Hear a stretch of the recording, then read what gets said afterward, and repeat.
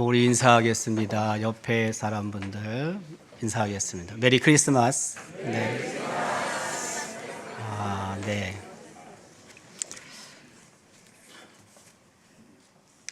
지금 LA는 성탄절이잖아요. 근데 비가 엄청 온답니다. 네, 그래가지고 그 동네는 원래 겨울에도 눈이 거의 없고 높은 산에는 눈이 좀 오고, 그래서 바다로 가면, 태평양 바다로 가면 한겨울에도 조금 참을성 있는 사람은 그냥 물속에 들어갈 수 있고요. 네, 그 정도로 기온이 그렇게 낮은 건 아니고, 또 생각 있는 사람은 높은 산에 가면 스키를 탈 수 있고, 똑같은 시간에. 그래서 LA가 좋은 곳이다라고 말하는 사람들이 많습니다. 살기에 참 좋다. 여러분, 동시간대에 한 사람은 수영할 수 있고 한 사람은 스키 탈 수 있고, 그런 곳이 어디 있겠습니까? LA가 그런 곳인데요. 요즘 미국 성탄절은 식당이나 상점들이 다 문을 거의 닫는다고 합니다. 이유는 직원들이 이 성탄절에 공휴일이잖아요. 그래서 가족들과 함께 있게 하기 위해서 어떻게 보면 이제 반의무적으로 문을 닫게 한다는 거예요. 우리나라에도 요즘에는 코스코가 곳곳에 있지만은, 코스트코가 곳곳에 있지만은, 이제 그런 코스코라든지 또 우리 이마트와 같은 월마트라든지 그런 대형 슈퍼마켓들이 있거든요. 타겟이라든지 트레이더 조스라든지 이런 것들도 다 문을 닫는다는 거예요. 그리고 식당도 대부분 문을 닫는답니다. 이유는 뭐냐면 언급한 것처럼 이제 직원들이 어쨌든 그 휴일에 일하지 말고 가급적이면은 식구들과 함께 지낼 수 있도록 이제 배려를 한다는 거죠. 우리가 잘 알고 있는 이제 스타벅스도 제한적으로 운영을 한다는 거죠. 이 성탄절에 시간을 보통 일상에서 하는 그 시간대에 하는 게 아니고 축소시켜 가지고 짧게 한다는 거예요. 아직 우리나라는 그런 건 아닌데, 네. 어쨌든 새로운 또 성탄절의 문화가 미국에서 벌어지고 있는 것 같습니다. 예전에는 안 그랬거든요. 하긴 예전도 제가 떠나온 지도 만 22년이 지났으니까, 네. 좀 변화들이 있습니다. 어제 우리 수요일 저녁 시간에 다음 세대 교회가 준비한 성탄 발표를 가졌고요. 그때 우리 새싹교회를 섬기고 있는 이미호 전도사님 말씀의 내용이 낮은 대로 임하신 예수 그리스도가 주제였습니다. 또 오늘 우리 신두교 장로님 이제 올해 은퇴하십니다. 그래서 사실 이렇게 오전 예배라든지 이런 공식적인 예배에 기도는 오늘 마지막 하시는 거예요. 네. 근데 신장로님도 또 낮은 대로 임하신 예수님에 관한 기도 내용이 있었습니다. 저는 이 본문을 순서지를 만들 때 좀 미리 주긴 했는데 좀 겹치는 게 없지 않아 있습니다. 낮은 대로 임하신 예수님, 좀 무겁습니다. 좀 밝아야 되는데. 네. 그러나 그 예수님이 이 세상에 오신 목적이 우리를 구원하시기 위해서 온갖 수모를 다 당하시고, 그럼에도 불구하고 끝까지 낮은 데에 계셨잖아요. 사실 주제죠, 주제. 성탄의 주제입니다. 오늘 앞에 우리가 한 10분 동안 찬양을 했는데, 그 성탄절에 조금 더 힘있게, 조금 더 밝게 갖기 위해서 10분 찬양을 우리 찬양단에게 부탁을 했습니다. 오늘 본문의 기록을 우리가 잘 알고 있습니다. 그 예수님이 아직 출생하시기 전에 나사렛에서 사셨는데 부모가 근데 호적을 정리하라는 명령이 떨어졌고 그래서 그 나사렛에서 베들레헴으로 오게 되죠. 그 검색을 해보면은 지금 나사렛에서 베들레헴까지 한 140여 킬로미터 정도 됩니다. 지금은 뭐 도로가 워낙 잘 닦여 있기 때문에 나사렛에서 잘 닦여진 도로를 타고 쭉 내려오면은 한 2시간 가까이 걸린다고 합니다. 2시간, 1시간 한 50여 분 걸린다라고 나와요. 한번 여러분 해보세요. 구글로 나오지. 네. 제가 뭐 거짓말하는 게 아니고. 네. 그러니까 그렇게 먼 거리가 아닙니다. 근데 호적을 정리하기 위해서 그 베들레헴에 오게 됐고, 그리고 이제 그곳에서 예수님이 태어나시게 되는 거죠. 근데 오늘 본문 7절은 이렇게 기록합니다. 첫 아들을 낳아 강보에 싸서 구유에 누였으니 이는 여관에 있을 곳이 없음이러라. 예수님께서 그 마국간에서 출생을 하셨나 아니면 다른 곳에서 출생하셨다가 이쪽으로 옮기셨나 뭐 정확하지는 않습니다. 근데 지금 우리가 베들레헴에 가면은 예수님 탄생교회를 가게 되는데 예수님이 탄생하신 그 곳을 기념해서 세운 교회가 있어요. 그것을 우리는 예수님 탄생교회라고 불러요. 가보면은 지하 동굴에 예수님이 탄생한 것을 기념해서 세워진 교회가 있어요. 그거는 여러 고증들을 거쳐서 오랜 세월 전에 여기서 예수님이 탄생하셨을 것이다 라고 생각을 해서 교회가 세워진 거거든요. 그러니까 거의 맞다고 봐야죠. 그런데 그곳이 마국간이었을 가능성이 참 많다는 거예요. 당시 그 집의 구조를 보면 그렇다는 거죠. 지하에 마국간이 있고 그 위에 사람들이 거처하는 곳이 있다는 거. 우리 제주도 예전에 뭐 그랬다고 그러지 않습니까? 그 밑에서 돼지들이 살고 그래서 대변을 보면 그거 다 먹고 진짜인지 가짜인지 모르지만 어쨌든 그런 얘기 있었잖아요. 네. 그런 이제 구조가 있는 거예요.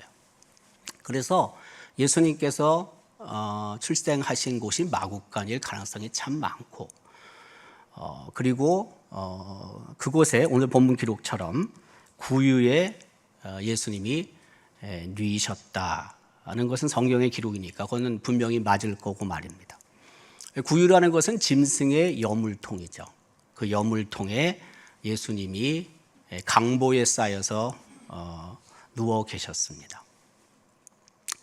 예수님이 왜 이 마국간에 계셨을까? 마국간이라는 단어는 써 있지 않아요. 본문에. 그런데 구유라는 이 단어가 마국간이었을 가능성이 대단히 높다는 것을 우리에게 알게 하는 거죠. 네. 그래서 예수님께서 어쨌든 마국간에 계신 이유가 몇 가지 추측할 수 있는데 첫째는 뭐냐면 본문의 기록처럼 빈방이 없는 거예요.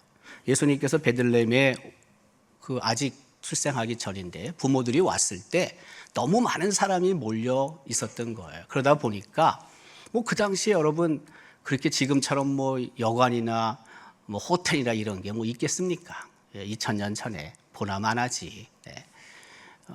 그 안동도 마찬가지입니다. 안동도 뭐 해방 이후에 해방 전에 그렇게 숙소가 막 많이 있었던 게 아닙니다. 그 우리 교회에서 특별한 집회가 있을 때 서울에서 강사가 오시면은 그 강사가 머물 그런 여관이나 호텔이 만만하지 않았어요. 그래서 우리 교인들 중에 그래도 조금 강사를 거처할 수 있는 그런 곳에 모셔서 거기서 주무시고 또 거기서 식사도 준비하시고 대접하고 그리고 이제 교회에서 특별한 집회에 강사로 설 수 있게 했죠. 그러니까 이건 2000년 전은 말할 것도 없는 거예요. 그렇게 여관이 많고 가서 무슨 뭐 들어가서 잘 수 있는 곳이 많은 곳이 아니에요. 근데 사람이 많이 몰렸거든요. 그러다 보니까 방이 없죠. 그래서 아마 예수님께서 그 부모들이 그 마구간에 들어갔을 가능성이 있다는 거고요. 또 하나는 뭐냐면 사람들의 인정이 메마른 거죠. 네. 이게 객지에서 사람들이 오니까 그 사람들을 따뜻하게 대해줘야 되는데 그렇지 않은 거예요. 그래서 마리아와 요셉이 그 적당한 여관의 방을 잡지 못하고 그리고 그런 마구간에 들어갈 수밖에 없었을 것이다. 이제 보통 그렇게 추측을 합니다. 어쨌든 예수님께서는 태어나셔서 그 첫 번째 침상으로 구유를 사용하셨습니다. 예수님이 정말 낮은 자리에 임하신 거죠. 우리가 알고 있지만 예수님은 하나님이시거든요. 하나님의 본체시거든요. 하나님의 본체와 똑같은 분이시거든요. 그런데 예수님은 하늘 영광을 버리시고 인간의 몸을 입고 이 세상에 오셨습니다. 가장 높은 곳에서 어떻게 보면 가장 낮은 곳에 오신 겁니다. 마구간의 구유에 강보에 쌓여서 누워 계셨잖아요. 가장 높은 곳에서 가장 낮은 곳에 임하신 예수님. 더욱이 하나님과 똑같은 분이신데 그 예수님께서 인간의 몸을 입고 오셨거든요. 그래서 예수님은 정말 낮은 자리에 임하신 분이 맞죠. 제가 대학교 다닐 때 벌써 시간이 좀 갔습니다만은 저는 1979년도에 대학교 입학을 했습니다. 그런데 그때 저희 고등학교 동창생들하고 그 성대 앞에 예전에 서울 물리대 건너편에 그 건너편에 이제 서울 의대 있는 쪽이에요. 서울대 병원이 있고 그리고 이제 해화동 쪽으로 올라가는 그 길이 있는데 대로죠, 큰 대로인데 그 서울 대학교 병원 맞은편이 이제 서울대 문과대였다고 그래요. 제가 거기에 갔을 때는 이미 서울대가 봉천동 쪽으로 그 캠퍼스를 다 옮긴 이후입니다. 옮긴 이후인데 거기서 이제 매주 한 번씩 토요일마다 이제 고등학교 동창생들이 모여서 그런 책을 좀 읽고 또 그 책을 가지고 좀 이야기도 하고 그런 그 클럽이 있었어요. 요즘 말하면 동아리라고도 할 수 있는데, 그래서 순 우리 고등학교 동창생들만의 모임이에요. 제 동기생들의 모임이에요. 그래서 이제 그때는 좀 의식 그런 적인 책들을 많이 읽었죠.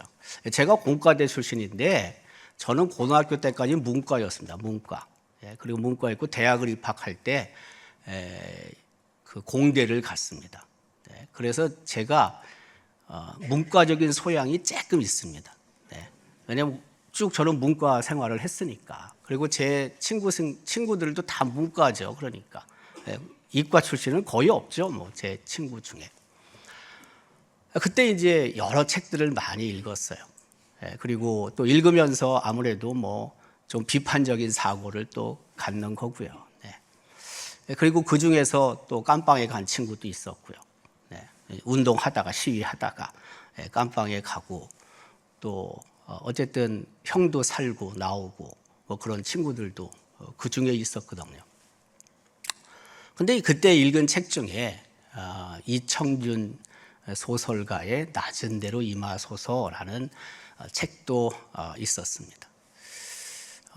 그 시각 장애인 한 목사님이 새롭게 깨닫게 되고 그 아버지가 목사님이었는데 아버지에 대해 굉장히 비판적인 생각을 갖고 있었고 그러다가 이분이 신앙도 역시 버리고 그리고 다른 길을 가려다가 두 눈이 망가지게 됐고 결국에는 하나님 품으로 다시 돌아오게 되고 그리고 그가 그 서울역 근방의 쪽방 그 사역을 시작하게 되고 그러면서 하나님의 사랑 또 그 낮은 자리에 있는 사람들과의 대화 또 하나님의 그 구원의 역사 이런 것들을 쓰고 있는 책인데 근데 이제 그런 책을 또 읽고 여러 책들을 읽으면서 많은 생각들이 없잖아 있었죠.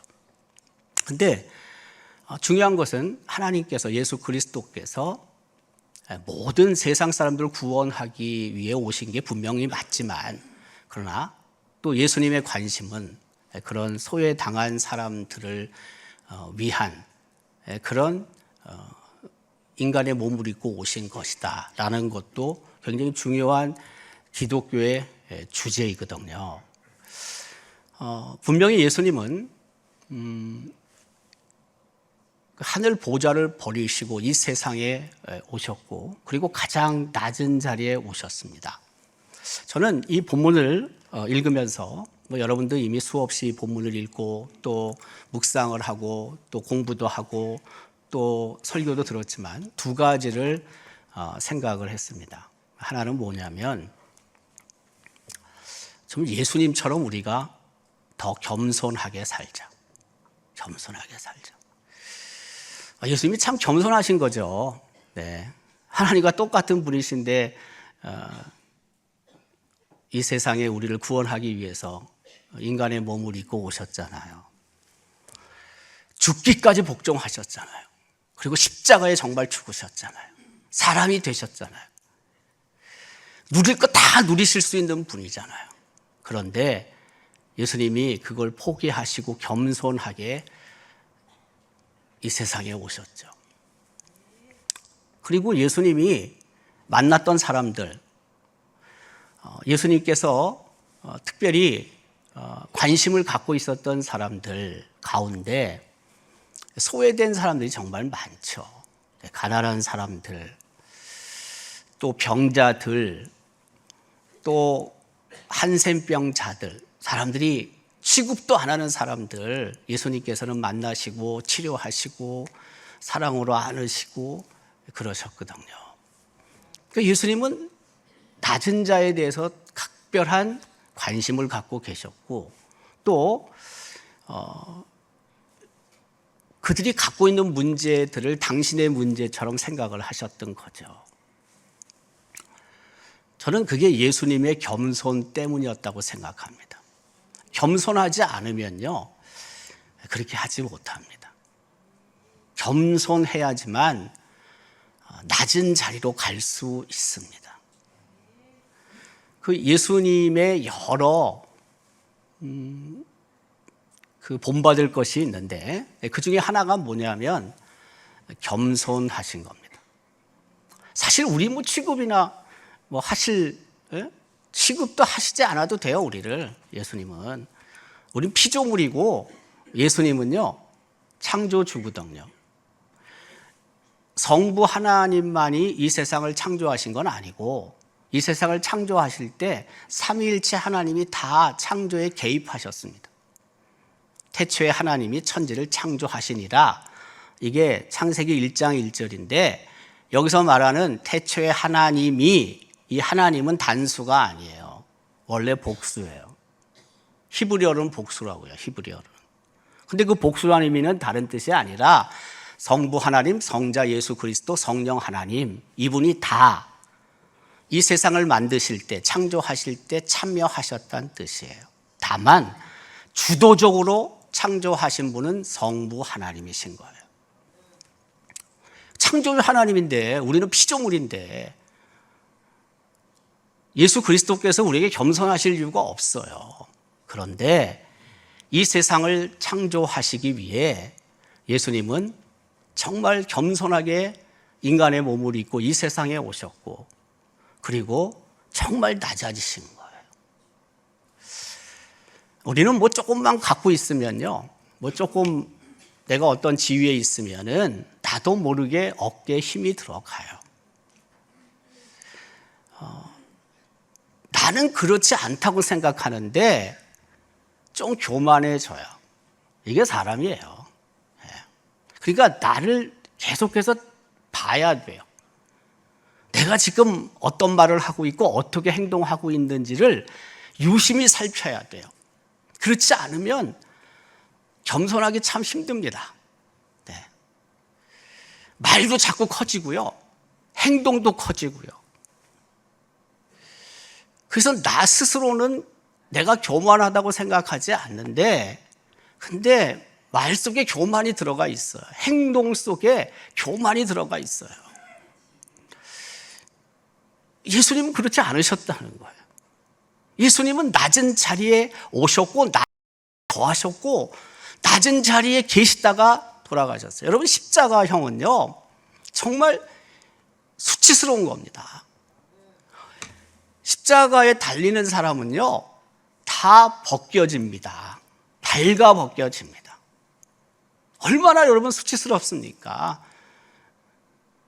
얼마나 조롱을 받는 것입니까? 근데 예수님은 보통 사람이 생각하지 못하는 부분까지 낮아지신 것입니다. 겸손 때문에 그렇습니다. 겸손 없이는 절대 그렇게 할 수 없습니다. 좀 더 겸손해지자는 거예요. 좀 더 겸손해지자. 저는 우리나라도 국민들도 좀 더 겸손해져야 된다고 생각합니다. 얼마나 잘 삽니까 우리가? 네. K-팝이니 K-컬처니 해서 우리가 지금 얼마나 들떠 있습니까? 마치 우리나라 음식이든 문화든 이런 것들이 이 세상을 막 지배하는 것 같이 생각이 막 들잖아요. 그 정도는 아닙니다, 아직. 네. 그 정도입니까? 네. 이제 부상되고 있는 거지, 우리가. 어떤 분야에서는 많이 부상이 된 거고 어떤 거는 아직 그냥 밑에 깔려 있는 거고 말이에요. 그런데 너무 교만한 모습들이 있어요. 잘 사는 것도 진짜 잘 살죠, 우리가. 네, 잘 사는데 좀 더 겸손할 필요가 있어요. 우리를 좀 돌아봐야 하고, 그리고 자신감, 자존감은 갖고 있어야 될지 모르지만은 교만함은 가지면 안 돼요. 왜냐하면 하나님은 정말 교만을 싫어하시거든요. 한 방에 훅 갈 수 있습니다, 정말로. 네. 그런 나라들이 세계에 많잖아요. 네. 조심해야 됩니다. 근데 그 조심이라는 것을 다른 말로 표현하면은 겸손해야 한다는 것입니다. 겸손해야 한다는 것입니다. 국가도 그렇고요. 나라도 그렇고요. 개인도 그렇습니다. 개인도. 사업도 그런 겁니다, 여러분. 제가 사업은 안 해봤지만 되게 망하는 사람들은 교만해서 망하는 겁니다. 교만해서. 겸손하면은요, 신중하게 돌다리 두드리며 건너며 갈 수 있어요. 좀 더 겸손해야 됩니다. 겸손은 하나님을 의지하는 겁니다. 교만은요, 나를 의지하는 겁니다. 겸손은요, 하나님으로 가득 차 있는 겁니다. 교만은요, 나로 가득 차 있는 거예요. 내 자아로 가득 차 있는 거예요. 겸손은요, 섬기는 삶을 사는 거예요. 교만은요, 섬김을 자꾸 받으려고 하는 거예요. 성경에요, 교만 때문에 한 방에 훅 간 사람이 정말 있습니다. 나발이라는 사람이에요. 나발. 이 나발의 부인이 아비가일이에요. 나중에 아비가일이 다윗의 부인이 돼요.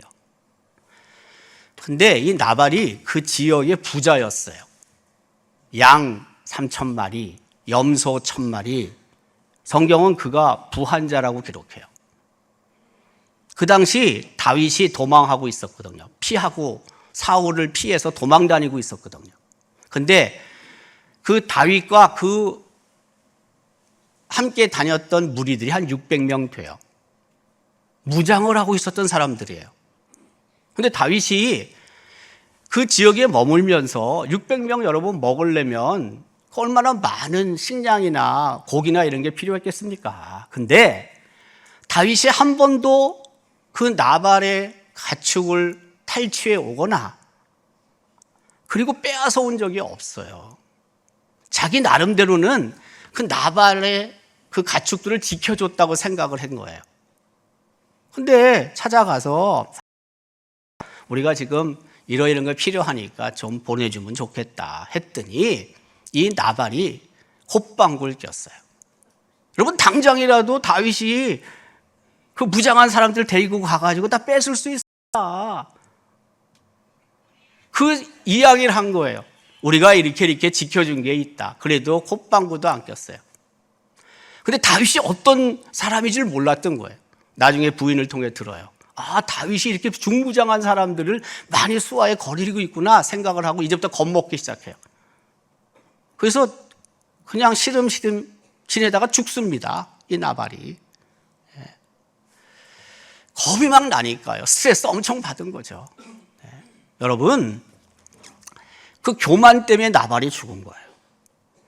교만 때문에 나발이 어려운 상황에 빠졌을 뿐만이 아니라 결국에는 무너집니다.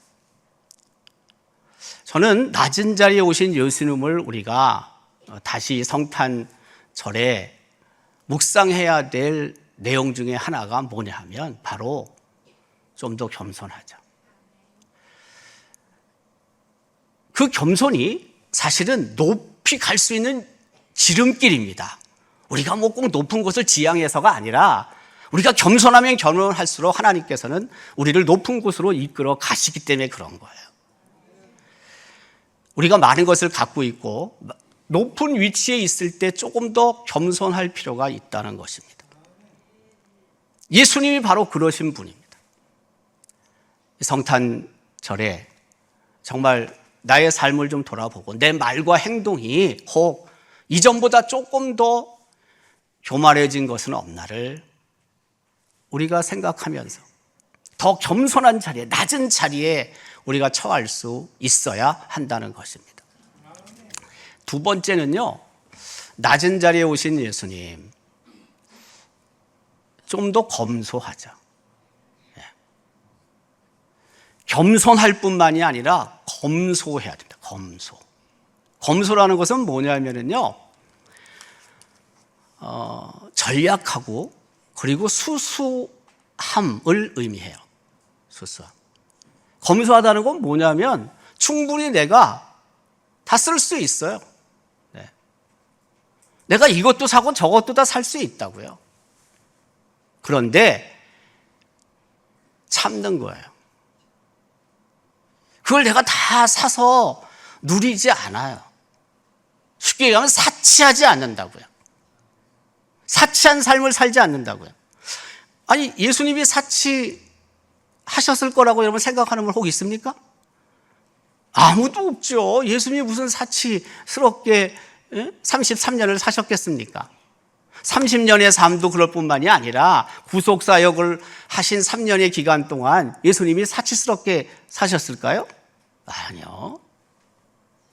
예수님은 그냥 일반 사람들 먹는 거 먹고 입는 거 입고 그렇게 하신 거예요. 뭐 우리도 때로는 하나님께서 내게 물질의 복을 주셔서 내가 좀 여유 있게 살면서 뭐 조금 좋은 것들을 살 수도 있고 좋은 것을 먹을 수도 있겠죠. 또 좋은 집에서 살 수도 있겠죠. 근데 그게 정도를 지나치면 안 되는 거예요. 내가 누리며 살 수는 있는데 그게 어느 정도 상한선이 있어야 되는 거예요. 그게 바로 검소라는 거예요. 제가 엊그제 그 신문 기사를 보니까 어떤 스포츠 스타가 시계인가? 근데 그게 무슨 7억 원이래나 무슨 뭐 그렇대요. 명품 중에 명품이래요. 네. 모르겠습니다. 뭐 연봉이 수백억 되니까 뭐 7억짜리 10억짜리 뭐 시계를 차고 다니는지는 모르지만 또 그거 장사하는 분들이 또 이 얘기하면 또 우리는 어떻게 살라고 하는지 모르지만 그러나 여러분 그건 사치입니다. 사치. 하나님이 내게 물질의 복을 주실 수 있다니까요. 누릴 수 있다니까요. 누리라고요. 그런데 그게 너무 사치스러우면 안 되는 겁니다. 여러분, 그게 사치스러우면서 어떻게 우리가 낮은 자리에 임할 수 있겠습니까? 예수님이 낮은 자리에 임하셨는데, 낮은 자리에 임하셔서 예수님께서 3년 동안 공생애를 사셨는데, 나름대로 정해놓은 상한선이 있어야지. 음식을 먹는 것도 마찬가지예요. 때로는 내가 비싼 거 먹을 수밖에 없는 상황에 놓일 때도 있습니다. 손님이 왔어요. 대접을 잘 해야죠. 그럼 물론. 그래서 그때는 어쩔 수 없이 대접하는 의미로 좀 비싼 음식을 먹을 수 있어요. 그렇다고 해서 그냥 그렇게 구차하게 살라는 것도 아니에요, 여러분. 우리가 그럴 땐 써야죠. 주신 돈이 있는데 써야죠, 당연히. 그러나 평소에 그렇게 할 수는 없는 거예요. 여러분, 그렇게 내가 사시들게 살면서 어떻게 낮은 자리에 예수님처럼 우리가 낮은 자리에 임해서 생활한다고 말할 수 있겠습니까? 우리가 대한예수교 장로회, 경안도에 속해 있는 안동교회예요. 장로교라는 건요, 원래 장로교는요, 장로교에 나름대로의 신학이 있어요. 근데 장로교인이라는 건 무슨 뜻이냐면요, 그 신학뿐만이 아니라 장로교인이 가져야 되는 특별한 생활 양식이 있어요.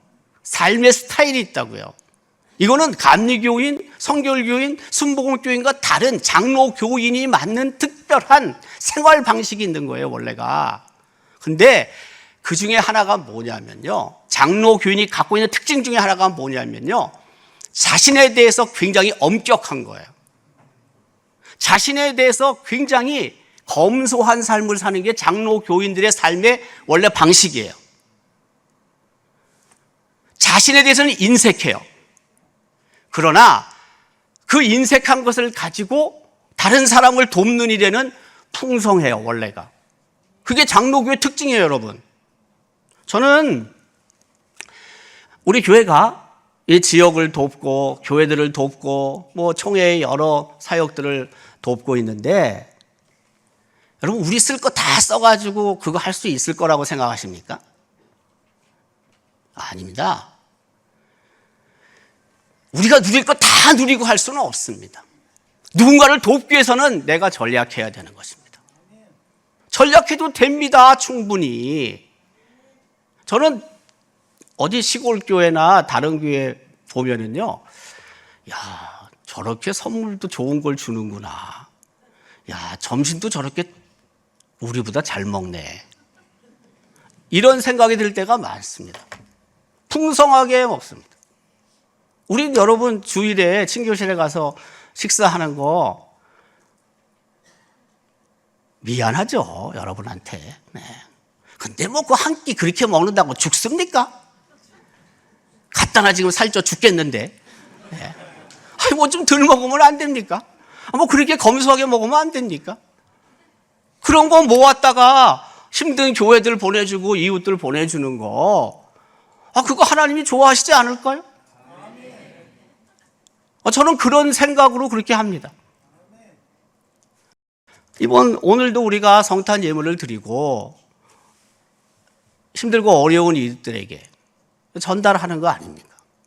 제가 물어봤어요. 그래요, 올해 우리 성탄 헌금 예산이 얼마냐? 밖으로 도대체 내보내야 될 곳이 많은데 얼마냐 물어봤더니 3,090만 원이래요. 그 90만 원도 왜 붙었나 모르겠어. 하여튼 3,090만 원인데, 3,090만 원이 예산이에요, 우리가 여러 번 하는 헌금에. 그래서 이걸 가지고 우리 시내에 있는 여러 기관들, 어려운 가정들 보내는 거예요. 네. 우리 총회 산하에 여러 어려운 교회들이 있어요. 그 교회들에게도 성탄이 되면 보조해달라고 이렇게 수북이 쌓여요. 그럼 그걸 보고 검토해서, 그래, 여기는 10만 원, 여기는 50만 원, 여기는 100만 원, 이렇게 보내는 거예요, 우리가. 저는 이 일이 굉장히 보람된 일이라고 생각하고요. 하나님께서 우리 교회를 이렇게 아름다운 일에 사용해 주시는 게 너무 고마워요. 우리가 검소하지 않으면 못해요. 우리가 쓸 거 다 쓰고는 못합니다, 여러분. 낮은 자리에 하나님의 아들 예수 그리스도가 임하셨다는 것은 다른 게 아닙니다. 그렇게 검소한 마음으로 예수님이 3년을 사신 거예요. 아니, 앞에 30년을 그렇게 사신 거예요. 그 검소함을 통해서 예수님은 당신의 사명을 올바로 감당해 가셨던 거예요.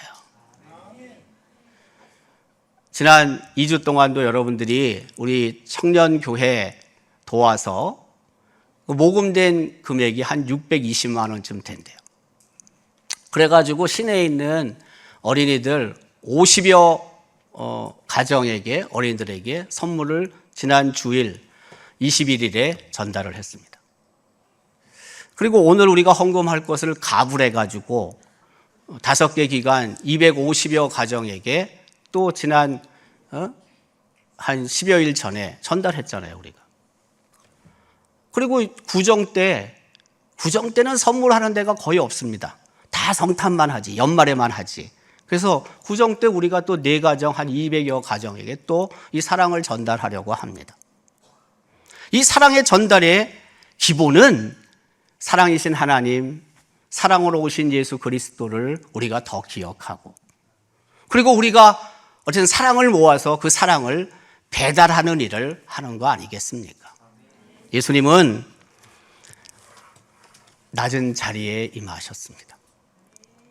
우리도 낮은 자리를 향해 가야 합니다. 하나님이 주신 것들, 하나님이 베푸신 은혜들 감사하고 고맙게 생각하고, 더욱이 우리에게 주신 은혜들을 우리가 잘 나누며 살아가는 것, 바로 그것이 하나님이 우리에게 원하시는 뜻이라는 것을 기억하고, 이번 성탄절을 맞이하면서 더욱 겸손하게, 그리고 더욱 검소하게 살아가고, 그것을 통해서 하나님의 뜻을 이루는 거룩한 도구들이 될 수 있기를 주님의 이름으로 기원합니다.